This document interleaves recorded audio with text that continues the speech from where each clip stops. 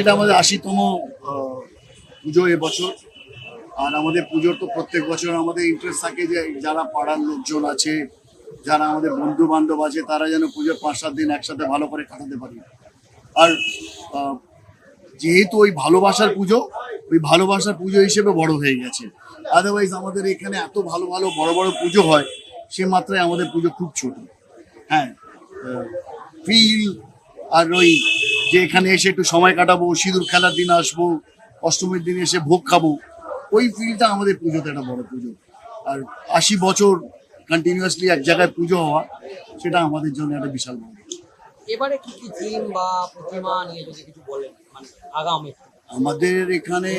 আমাদের এখানে থিমের বেসিক ইন্টারেস্ট হচ্ছে যে যেভাবে আরবানাইজেশন হচ্ছে, যেভাবে পুরো শহরটা কংক্রিটের দিকে চলে যাচ্ছে, জীব জন্তু মানুষ সবাই একসাথে বাস করতে পারে। হ্যাঁ, আরবানাইজেশন হবে, শহর বাড়বে, বাট সেখানে গ্রিনারিও থাকবে, পশু পাখিরাও থাকবে, একসাথে মিলেমিশে ওই যে আনন্দ, ওটা যেন মা থেকে দেয়। আর একটা প্রশ্ন আপনি নিশ্চয়ই জানেন যে একটা সরকার পরিবর্তন হয়েছে, তারপরে এটা প্রথম পুজো, তো সেটা নিয়ে আমি সেটা পুজো হিসেবে সরকার পরিবর্তনে কোনো ফারাক পড়ে আমি মনে করি না। সরকার, আগের সরকার, এই সরকার সবাই পুজো ভালোবাসে, বরঞ্চ এই সরকার আরো বেশি এই পুজোগুলোকে জায়গাটা দেয়, মান্যতা দেয়। তো আমার মনে হচ্ছে এবছর পুজো আরো ভালো হবে।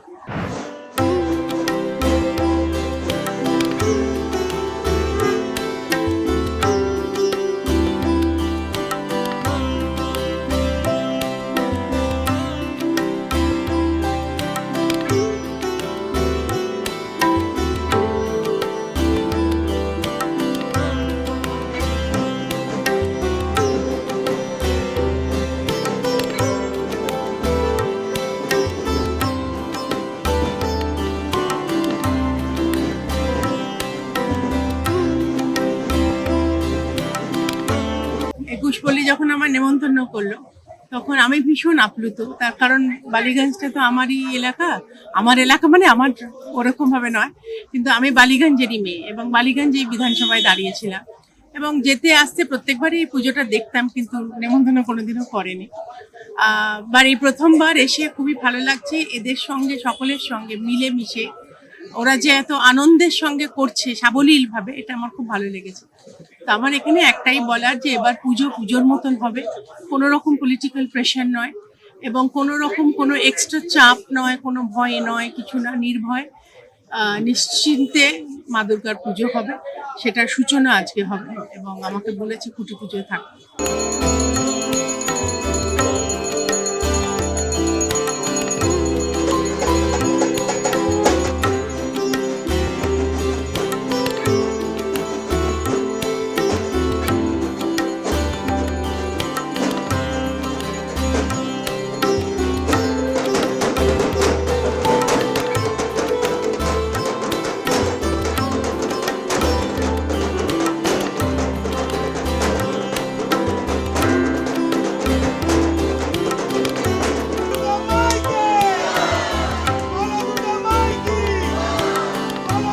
ভাবনা হচ্ছে সরভুজ নিয়ে মূলত এখানে কাজ করছি আমি।